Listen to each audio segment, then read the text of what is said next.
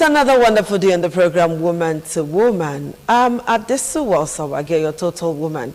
We did say the last time we met on this platform that we're going to have a part 2 of the topic that we started, which is building confidence in our girls, building confidence in the girl child, thereby, building a stronger generation of women to come. You and I know that being a woman, being a female, is a lot already, not to come and add all of the problems in this life. On top of that, being a woman again. All right, so we'll continue from where we stopped last week. And unfortunately, Mercy could not be with us today. But Favor Eniye Omarige stay with us. She's a nurse, she's a mother, she's a mentor, she's a pastor. And of course, she's a woman who does quite a number of things for the girl child. Favor, nice to have you join me again. Thank you very much. Good. Are you equal to the task today? Mercy's not around. Very well, very well. All right, I'm happy to hear that. So Thank you. Last week we talked about inspiring the girl child, trying to build confidence in the girl child, trying to make the girl child very assertive, to be a woman, so that the next generation of girls will be very strong. So we stopped at trying to make a girl assertive. Now, let me paint a scenario for you. Sometimes a girl wants to say no. but she's compelled to say yes to some things that she doesn't like. Let's look at sexual advances, for instance, from maybe a boss, a lecturer, somebody that is close to her or not close to her, but somebody that is kind of trying to take advantage of her. But she wants to say no. That is what everything about that girl is screaming. Her voice is saying, her mind is saying no, her body is saying no, but her voice cannot say no. For whatever reason, I don't know. So how can we train our girl to that point where she will be very decisive in taking decisions that affect her? That's beautiful. You know, our female children, like I was saying the other time, communication with the mother is very important. When you allow open communication between the child, this girl child and the mother, she's able to communicate virtually everything with the mother. If you teach this child good communication, it's easy for her to know when to say no and say it outrightly. Does communication have to do with being assertive? Saying yes or saying no and owning it and meaning it? It's all encompassing. Okay. When I'm talking about communication here, I mean this girl child should be educated enough to know when to talk, when to stand for her rights. And she should know that her body is her property. It's for her. Whatsoever concerns her, her body, it belongs to her. So whatever she doesn't want to come in, she shouldn't let it in. She should learn to set her boundaries. She should learn to know predators, people that are around her, even if they look like they are people she should respect, they are people she should honor, but that boundary of this is my body, this is me, and I don't want this. She should learn to. When the mother communicates with the girl child well enough, and she's well equipped, it's usually easy to not give in to what you don't want. You know, sometimes, or most often the time, when a girl says no, people consider it as being rude. Is it possible for a girl to say no, mean it, and be polite? Very well. How? It's possible to. We have various kind of words that we can use, magic words that you can use. Please, I don't want this. Please, my body is my privacy, and I don't want anybody going beyond this boundary. You know, there are languages that the girl child should, and as much as possible, let's teach our female children not to raise their voices. You know, in our society, got the noise, and we're used to raising voices, screaming and shouting. At the point, as long as that point in time, she's not being forced, she's not being coerced, you know, in an aggressive, violent manner or aggressive manner, she can politely refuse with a low tone, and she shouldn't be saying no, and her body language is saying yes. That's another problem that we do have.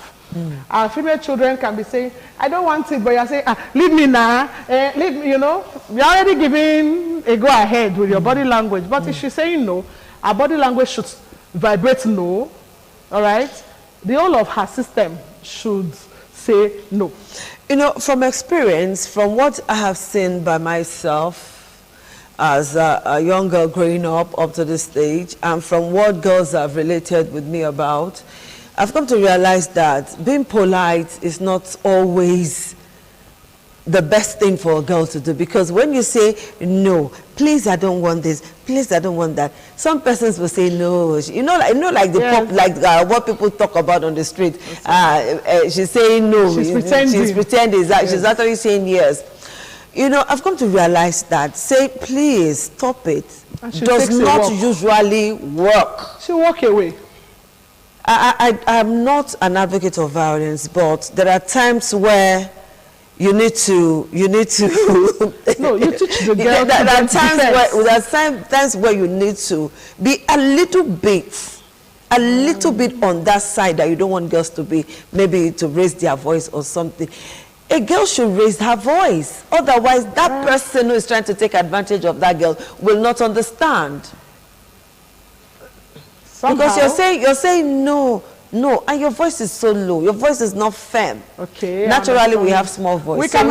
We should project. We should shout. What do you think about that? We can actually be saying no and be firm without raising our voices, without screaming necessarily.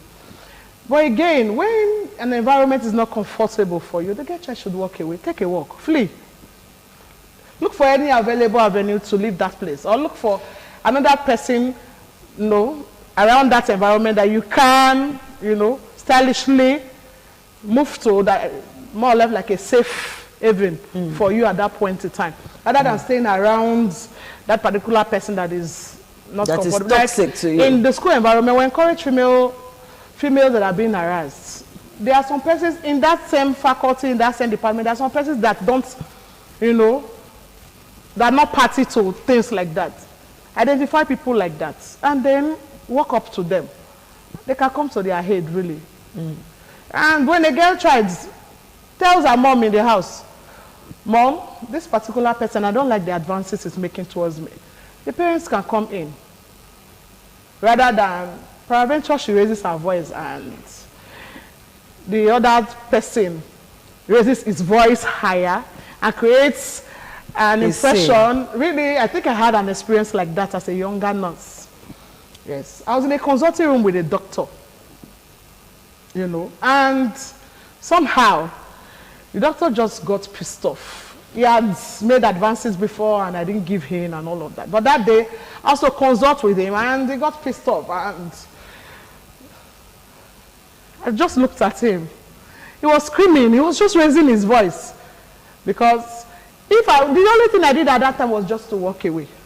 If I had not walked away, whether I raised my voice at that time, nobody's going to believe the story I was going to tell then. So walking away is good. Take a walk. Is it in every situation Not that in the every girl should take a situation. If walk? your life is at risk, you can become violent too. But if you ask me, it has worked for me. I took a walk. The doctor was made to apologize to me later. But at that particular point in time, if I had not taken a walk, really, perhaps the doctor would have become even more violent than he was. And some patients that didn't understand what transpired were already saying, hey, this doctor, I know this doctor is very nice. And I was new to that environment. Oh, this doctor is very nice. The nurse must be. I can understand. You understand? But it took my matron at that time. I'm talking about as far back as 2007. That's you a know, long time. and then the matron on duty had to like come, what happened? To explain everything.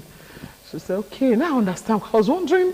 What would have made the man go off like that? Nothing actually happened in that consulting room that day, but he was reacting to the no. To the no that you said. That I said previously. And I took a walk and never consulted with him again. But today we are still best of friends. We are very good friends. That's fantastic. And sometimes they're like, hey, you that say you will not marry me. But was that really the case? No. Or wasn't it really?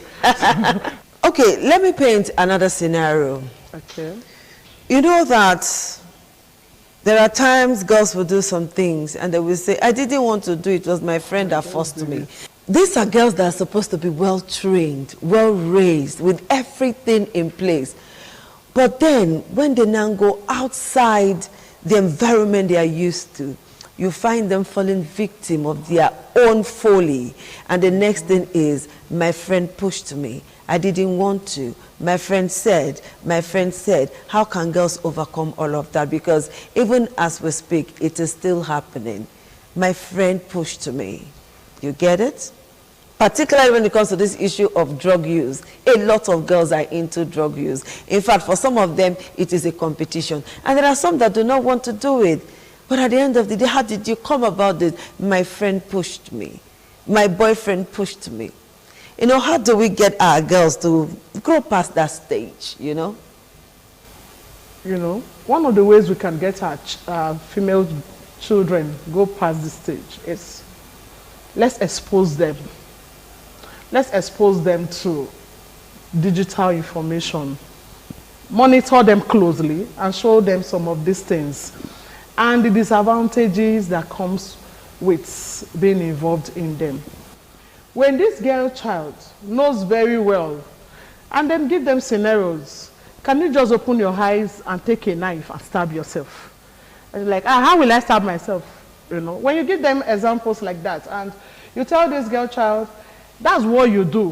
When you go into some of these vices that you really don't want to do, you are indirectly stabbing yourself. And when you give them some of this analogy, you open them to the internet, teach them how to set boundaries from friends, you know. Once it gets to a point where this particular friend is pressurizing them to go into things that they don't want to really go into, they can talk to a significant other. Their mother, maybe in the boarding school, they can talk to their house mistress, not reporting the person, but just saying, I'm just overwhelmed. And again, whatsoever the values of our families are, let's teach our children too, our female children most especially, to imbibe them. When your female child knows that this is our family norms, this is what we believe in our families, and it's become a part of them, and you don't start it when this child is already 10, 11, 12. No. Formative years of children, generally, where they learn some of these character behaviors and habits, it's from 0 to 8 years. So if you're able to put from when the baby is in utero in the womb, you are talking to the child, you are telling the child about what you want the child to be, how you want the child to become, you know, and the child comes into life, and you continue with that affirmation, tell them who they are, make them understand what they are made up of, and as they grow older, it will really be very, very difficult. Okay, let me take you back to that constructive and adequate and beautiful communication that you said should exist between a mother and a daughter. Do you know that there are some mothers that do not have time for their children, particularly the ones that they perceive are already grown up, can take care of themselves? You know, some mothers don't have that kind of relationship with their children. So how can a child who is being bullied, who is being troubled outside, bring such a problem to that kind of a mother who does not have time? You do a 9 to 8 job, or you run a business, you are everywhere, but not where your child is. Talk to some mothers this afternoon. It's very painful, really very painful, how some mothers are interested in giving their daughters money than spend time talking with them and having, you know, day out with them. The truth of the matter is, mothers, please and please, you know, these are daughters, these are children, they are treasures, they are investments, in short. You know, when your child is doing well and your child has peace, you will have peace in your house. Any issue, negative issue with the children has a way of distorting the house front. So it's not enough to go look for money. Oh, I paid your school fees, and you know, I bought you this new dress that is coming on, I bought you this human hair and all of that. No, let's learn to communicate with our children. Let's talk with these female children. The truth of the matter is, they want to hear you talk. They want you to listen. And when they talk to us, let's not be judgmental. Let's allow them talk. Listen most of the time. Let them do the talking. And from their talk, you'll be able to, you know, pick 1 or 2 things. It's not every time you're like, no, don't do it like this, do it like that. No, allow them. Give them, you know, opportunity to hear their minds, hear their opinions. Then, other times, you can now sit again and address some of those issues one after the other. It's not enough to just give them money. It's not enough to buy them good clothes. No. Stay with them. And again, I want to talk to those female children that it looks like your parents or your mother is very busy. For female children like that, it's called that they are very close to their father. You can talk with your dad. And if they are not very close to their father, they may be very close to someone. Yes, I had a student that was very close to me like that. And somehow, you know, she was able to confide in me in a lot of things. You'll be wondering, this person is always carrying water can. What was inside? It's not water, female, it's drug. Are you for real? And there's no way the parents will know. There's no way other persons around will know. But somehow, God will always, you know, in this life, God does not leave you stranded. God will always raise somebody for you. At every point in time, when that particular female child is going through that challenge, God will always raise somebody that the person can confide in. It may not really be a family member, but somebody that is trustworthy enough for that person to you know, confide in at that particular point in time and help the person go through that particular period.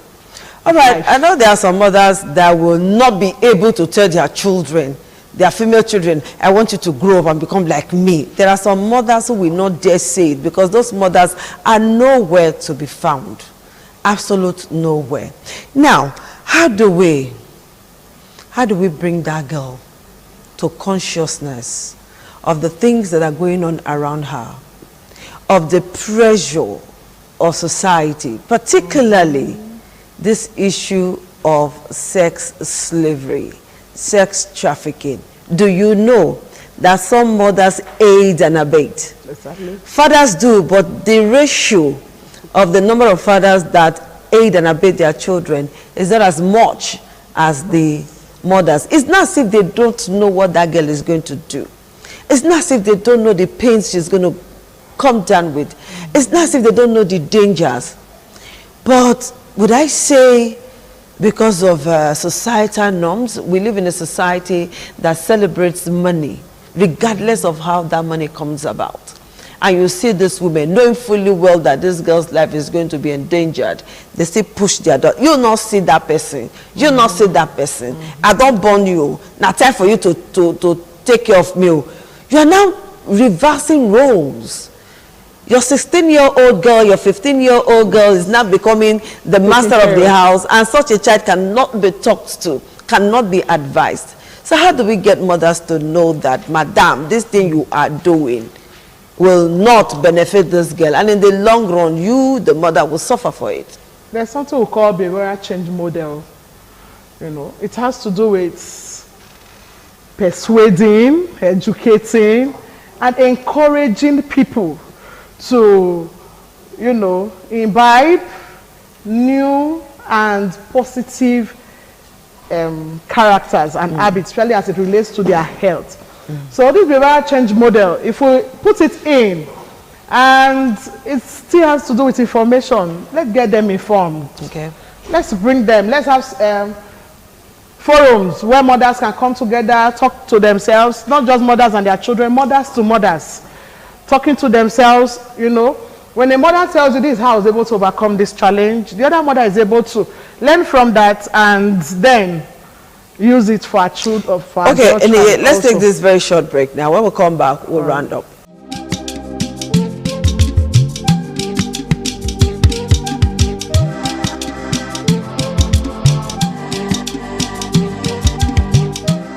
Okay, you've said so much about mother-daughter relationship. In a sentence, talk to mothers how they can instill discipline in their children, build their confidence, thereby raising a stronger generation of women. Mothers, I want to appreciate all your efforts. Mothers who are trying, especially in this our present day Nigeria, it's not easy to raise, especially the female children. It's not easy at all. You know, sometimes your mind is not even settled that you have a female child because of the things happening around. But then I want to encourage you, please and please, love these children. Love them and talk with them. Do heart-to-heart communications with them. But that does not mean making them your friend does not mean you don't set boundaries. Okay. Set boundaries for them. Set boundaries, healthy boundaries for them, and we'll come out better for it. All right, Aniye, thank you so much. Thank you so much for finding time to be with us on this program, Woman to Woman. We'll see you again next week. Bye-bye. Thank you very much. Bye.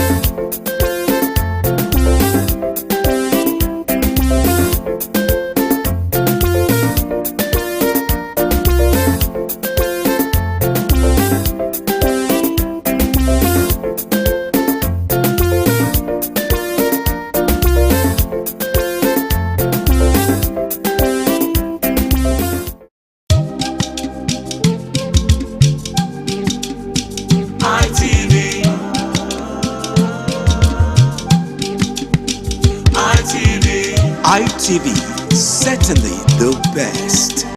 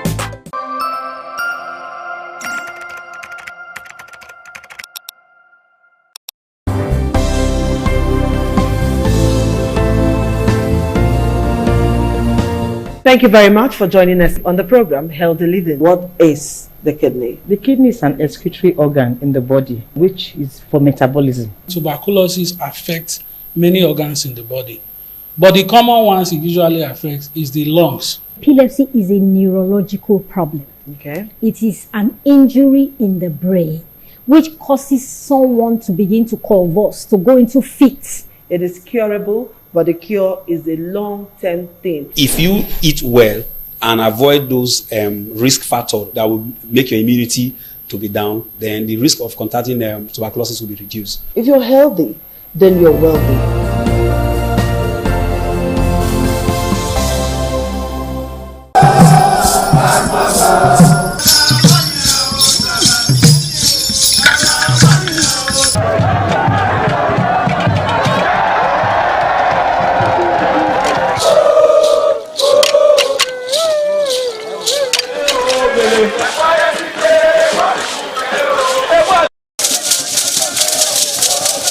In the evening of the initiation day, all the newly initiated Edion danced to the residents of the Odion Way and also visited some homes of the various senior elders, where Chief Elder Ogbeide Onwonse was very conspicuous, especially at the country home of Sir Chief Dr. Gabriel Osawo Igbenedion with his family on the night of the initiation.